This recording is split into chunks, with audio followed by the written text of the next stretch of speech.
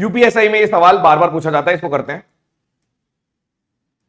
एक संख्या को 645 से विभाजित करने पर शेषफल 40 बचता है, उसी संख्या को 43 से विभाजित करने पर शेषफल क्या है?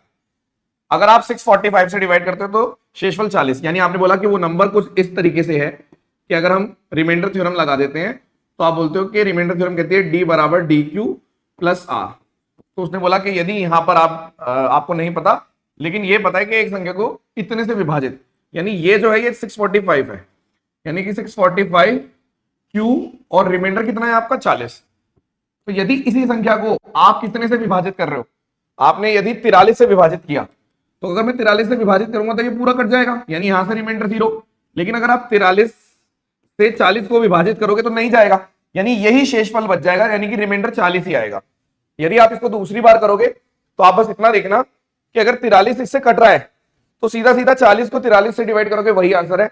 अगर नहीं कट रहा होता तो फिर वो केसेस बनते हैं, can not be determine answer आ जाता है।